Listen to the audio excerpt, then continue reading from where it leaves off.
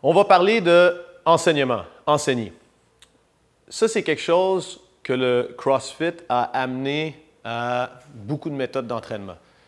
J'ai pendant très longtemps été coach en ski, en voile. La méthode traditionnelle à haut niveau d'entraînement est toujours de faire de la détection-correction. Donc, de dire à un athlète, montre-moi ton mouvement et on va partir de là, je vais t'enseigner. Maintenant, ça peut fonctionner en situation de one-on-one, donc en situation de cours privé, sauf que comme dans le CrossFit ou dans les nouveaux types d'entraînement fonctionnel où est-ce qu'on est très souvent en situation de groupe, si on fonctionne de cette façon-là, on devient inefficace parce que si on dit à tout le monde, je vais vous regarder un par un votre mouvement, mais on divise, si on est 12 dans la classe, l'attention du coach en 12 et donc on n'est pas très efficace. Donc, le concept dont je vais vous parler, c'est de toujours commencer par enseigner. Enseigner, qu'est-ce qu'on veut dire dans le fond? C'est de prendre pour acquis que la personne ne sait pas nécessairement de quoi on parle, peu importe son niveau. De prendre un thème, puis on va utiliser ce qu'on appelle des points de performance. Donc, les points de performance, dépendamment de ce que vous êtes comme background, ce que vous avez comme background en coaching, vont être différents. Donc, si on prend les points de performance de CrossFit versus les points de performance d'un gymnaste de l'équipe nationale ou d'un powerlifter, c'est sûr que ce ne sera pas exactement la même chose. Là n'est pas le débat. L'idée est plus de comprendre qu'il faut attacher son enseignement à un point de performance beaucoup plus qu'à une position. Après, dans le monde de l'entraînement fonctionnel, c'est là que je parle, il faut qu'on voit la transférabilité de ce qu'on enseigne.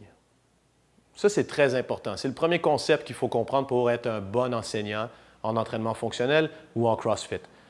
La transférabilité. Ce que je veux dire par là, c'est qu'il ne faut pas voir les mouvements comme un dead end, comme un cul-de-sac. Donc, exemple, voir l'arraché comme une finalité et c'est juste l'arraché. Exemple, dans l'arraché, on peut apprendre le concept de la courbe lombaire neutre, le concept d'ouvrir les hanches, et le concept de partir du sol et d'atterrir avec des épaules actives pour réceptionner la barre. Et ces concepts-là peuvent être transférés à beaucoup de choses. Les épaules actives, ça peut être en gymnastique, marcher sur les mains, se supporter sur les anneaux. La courbe lombaire neutre, ça peut être transféré après au deadlift, ça peut être transféré au overhead squat. Donc, vous voyez le principe. L'idée, c'est d'avoir des points de performance qu'on va pouvoir transférer d'un mouvement à l'autre. Pourquoi est-ce que je parle de ça? Parce que c'est très difficile, comme entraîneur, de démystifier qui on devrait écouter. Dès qu'on écoute un spécialiste, on a l'impression qu'il dit le contraire de l'autre spécialiste qu'on écoute.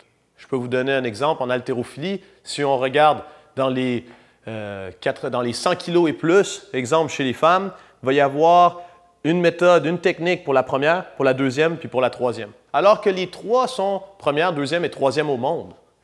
Mais ils ont des techniques qui vont être différentes. Si les coachs s'assoient ensemble, dépendamment de leur background, si c'est un Bulgare, un Américain ou un Russe, ils vont avoir des vues différentes de comment est-ce qu'il faut que ça soit fait, des points de performance différents. Ça ne nous intéresse pas de débattre qui a raison. Ce qui nous intéresse, c'est de comprendre le point de performance qui est commun à ces trois lifters-là et comment est-ce que je peux utiliser ce point-là en gymnastique et en monostructural. Donc, je vais utiliser un démo pour vous démontrer ce dont je veux parler. Donc, j'ai demandé à Mike de venir démontrer les épaules actives. On va parler de ce concept-là. Donc, si je demande à Mike de mettre la barre au-dessus de sa tête et d'avoir une rotation externe des épaules, donc je vois ses aisselles vers l'avant, ses bras sont bloqués, donc ses coudes sont bloqués et pointent vers le bas, et activement, il essaye de pousser contre la charge virtuelle en ce moment qui est au-dessus de sa tête. Ça serait la méthode qui est la plus transférable. Est-ce que c'est la seule façon de faire un snatch?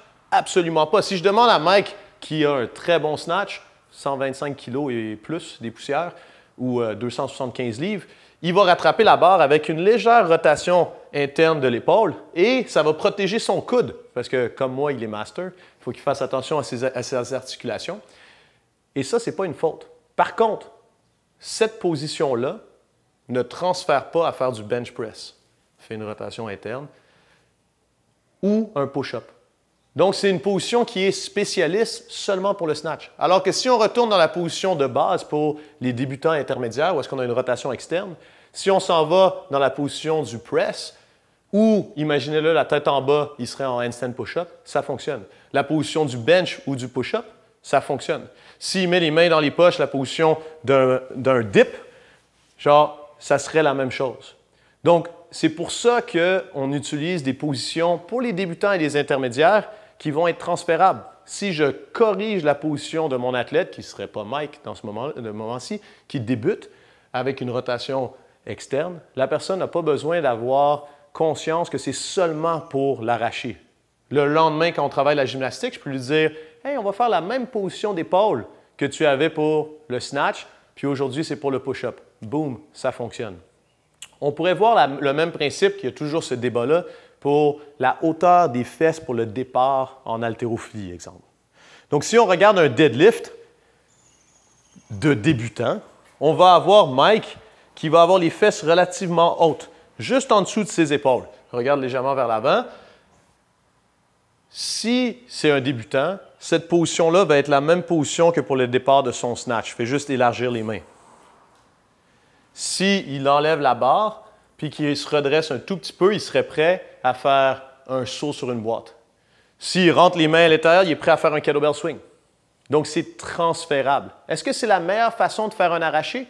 Absolument pas. Si je demande à Mike de se placer dans sa position d'arraché maintenant qu'il est expert, les fesses vont être beaucoup plus basses parce qu'il va être dans une position où est-ce que ça lui permet d'ouvrir les hanches de façon plus explosive que tout à l'heure au lieu de faire une catapulte. Merci. Donc, ce qui est important de comprendre, c'est de ne pas essayer de savoir quelle méthode est meilleure. C'est de comprendre quelle méthode ou quel point de performance devrait être utilisé à quelle étape de développement de l'athlète. Gardez toujours en tête que si vous avez un athlète qui est débutant à intermédiaire, il faut qu'il ait le moins de choix possible. Il faut qu'il y ait une position pour ramasser une barre du sol. Il faut qu'il y ait une position pour les épaules. Il faut qu'il y ait une position pour avoir la courbe lombaire neutre. Maintenant, c'est un petit peu comme dire que le Père Noël existe ou expliquer à son enfant que c'est une cigogne qui amène les bébés.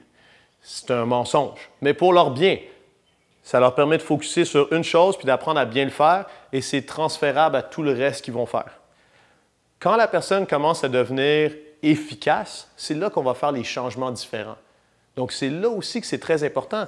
Si j'ai Mike dans mon cours et qu'il décide de se mettre en position overhead avec les épaules légèrement tournées vers l'intérieur, il faut que j'arrive à savoir que Mike est au niveau où ça pourrait être une position plus idéale pour lui, pour justement protéger ses coudes, et qu'il a la force des épaules pour maintenir la barre au-dessus de la tête, et ça lui donne la mobilité nécessaire d'aller dans le fond du squat pour réceptionner son squat snatch. Donc, il ne faut pas être à l'inverse non plus et forcer Mike à rester débutant. Mais le concept bien important, tu peux relâcher ça, le concept bien important, c'est qu'on est tout le temps confronté à ça comme coach. YouTube existe. Il y a beaucoup de vidéos comme celui-ci qui existent. Et des fois, on a du mal à faire la part des choses entre est-ce que c'est un spécialiste qui parle pour un expert ou est-ce que c'est un généraliste qui parle pour introduire les gens. Rappelez-vous, il n'y en a pas un des deux qui a raison. C'est juste quand est-ce qu'il faut utiliser l'information pour le développement maximal de notre athlète. Maintenant qu'on a vu le concept de transférabilité, c'est important d'être capable de classer nos athlètes à un stade de développement. Donc, quand on a quelqu'un qui débute, et ce n'est pas nécessairement un débutant en sport, on parle d'un ancien joueur de la NBA qui vient pour apprendre à faire des arrachés. Il débute en haltérophilie, mais ce n'est pas un débutant comme athlète. Donc, ce n'est pas nécessairement le niveau général de l'athlète, on parle de son stade de développement par rapport au mouvement qu'on est en train de voir. Donc, quelqu'un qui est un ancien marathonien, qui commence à apprendre à faire de la gymnastique aux anneaux, c'est un débutant en anneaux. Quelqu'un qui est un gymnaste de très haut niveau, si on parle d'être sur les anneaux, c'est un expert, mais il serait débutant en course. Donc, quand on a quelqu'un qui est débutant, ce stade de développement-là est vraiment caractérisé par le fait que le coach a besoin de leur donner énormément de feedback. Il faut que vous ayez l'impression d'être un perroquet. Il va falloir répéter constamment, exemple pour l'arracher, que les mains doivent être assez larges pour que les bras restent tendus alors que la barre arrive au niveau des hanches. Vous allez avoir l'impression que votre athlète n'enregistre pas ce que vous dites. Ça vous indique qu'il est encore au niveau d'introduction. Ça vous indique que si on parle de transférabilité, il faut simplifier au maximum l'information qu'on lui donne et de vraiment, vraiment mentir en disant que le Père Noël existe et d'utiliser le point de performance qui va être transférable au plus de mouvements possible. Comment est-ce qu'on fait pour faire évoluer ou savoir que notre athlète commence à évoluer? C'est que dans un environnement contrôlé, l'athlète commence à être capable de faire le mouvement de la bonne façon. Un environnement contrôlé, qu'est-ce qu'on veut dire? On est dans la situation où est-ce qu'on vient de finir un warm-up général, puis on commence à faire le skill avec un bâton de bois. Puis notre athlète, quand on fait juste dire on va travailler le snatch, sait comment prendre la bonne prise. Il est capable de faire le hook grip ou crocheter, a la bonne hauteur de la barre. Là, on commence à se rendre compte, OK, dans un environnement contrôlé, quand la personne a le temps de penser, elle connaît comment faire le mouvement. Par contre, là, à la grande surprise du coach, souvent quand on ne connaît pas le développement, c'est on voit dans la session de warm-up et de skill que l'athlète bouge relativement bien.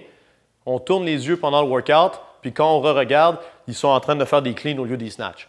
En situation où est-ce que l'intensité augmente, où est-ce que la charge augmente, là, ils ne sont pas constants. À ce moment-là, notre rôle comme coach, oui, il faut donner du feedback, mais il y a moins besoin de donner de feedback que de faire prendre conscience à l'athlète des ressentis de chaque mouvement pour être capable de s'accrocher à des choses qui restent constantes dans le mouvement, peu importe comment est-ce qu'on se sent. Donc, exemple, quand ils ne sont pas fatigués, peut-être qu'ils sentent qu'ils agrippent leur pouce, tandis que dans le workout, il faut qu'ils essayent de penser à tirer les épaules vers l'extérieur. Mais il faut essayer de trouver quel est le point commun au mouvement, peu importe la sensation de l'athlète, pour qu'il puisse s'accrocher à ça. Quand on a l'athlète qui devient plus avancé, là, dans le fond, ce qu'il faut faire, c'est au niveau stratégie. Donc là, on a un athlète qui est capable de faire les workouts RX, qui, de temps en temps, peut même commencer à être un peu désabusé du cours de groupe, qui se dit genre, ah, j'ai passé ce niveau-là, c'est un petit peu trop facile pour moi, il faudrait que je mette plus lourd. Là, ce qu'il faut faire, c'est de créer les automatismes qui vont lui permettre de le faire dans un état complètement de privation d'oxygène complète, donc pour être capable de pousser vraiment plus fort. Ce que je veux dire par là, c'est que peut-être que la personne est capable de faire le mouvement de façon RX, mais n'est pas capable de ne pas lâcher sa barre pour 10 répétitions. Donc, c'est de commencer à mettre l'athlète dans des situations qui vont le challenger mentalement, de donner des stratégies pour être capable de dépasser ça, parce que le mouvement en tant que tel, il commence à bien le maîtriser dans toutes les situations. Donc, j'espère que ça vous aide pour l'enseignement. Maintenant, on va commencer à voir comment mieux regarder le mouvement.